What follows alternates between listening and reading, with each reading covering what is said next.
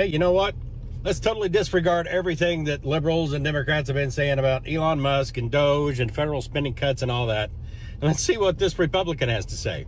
Last night I could barely sleep because I had read report after report after report, and the math was devastating. If you add it all up, by 2035, you have over $74 trillion in debt. That 40,000 federal employees leaving is a single day of borrowing. Yet I watched someone on television last night saying, well, look, we're going to make a huge dent in the U.S. deficit with these 40,000 taking early retirement. It's one day of borrowing. Okay, so someone yesterday said, okay, let's get rid of the federal subsidy on tax-exempt bonds for stadiums. Okay, great. We calculate that's about 6 or 7 seconds of borrowing for a year. Really popular ones. Department of Education salaries. So if you get rid of the Department of Education salaries, and I think this is all of them, is about $2.75 billion for 9 hours of borrowing. Had this the other day. Let's get rid of health care for those who are here illegally. This is the emergency services for undocumented. So we calculate that to be about $2.1 billion a year. This is the emergency health care on undocumented. Okay, got you another 9 hours. So let's actually go to something a little bigger. Let's get rid of the foreign aid. Okay, foreign aid's gone. You got yourself a week. How many times of those of us on the right, I've been in a debate with another Republican, if we just didn't have foreign aid, we'd be fine. Okay. Now, you got to deal with the reality, what that does to our military, our footprint in the world, protecting the reserve currency. Why are we the reserve currency? Because we have a footprint, we protect the trade routes, but look, you should know that from your history. But you just wiped it out. You just covered a week of borrowing.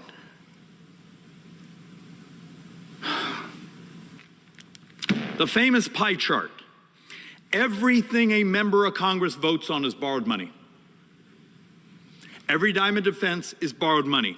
Every dime of non-defense discretionary is borrowed money. I think last fiscal year, $400 billion of earned benefits.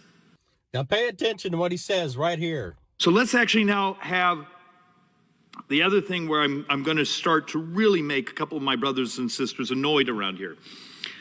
United States, according to the Census Bureau from last month, will have more deaths than births in 8 years.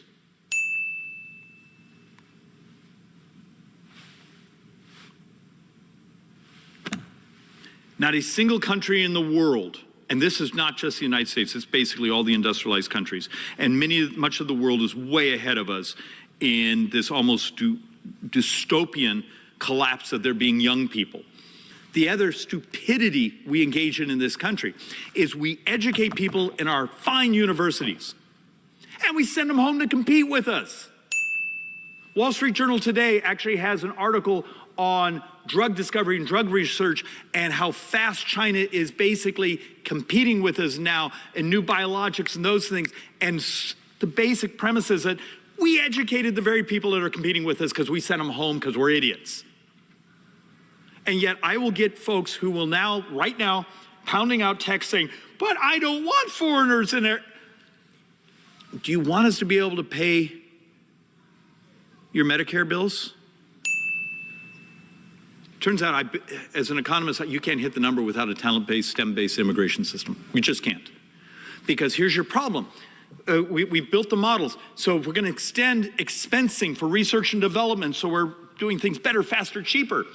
What happens when the very companies that are doing that, the research labs that are doing it, continue to show up in my office and say, we can't get enough people. We're being squeezed. We're going to have to do part of the research on the other side of the world. Have we lost our minds? Oh, but David, you can't tell that. That will upset someone. Because, and this chart I know is almost impossible to read. Its punchline is very simple. Unless we have this productivity spike, we're going to get poorer. Well, it sounds like this has more to do with our immigration policies. That and our population, our declining population issue. But I mean, what the hell are they going to do? Force girls to have more babies?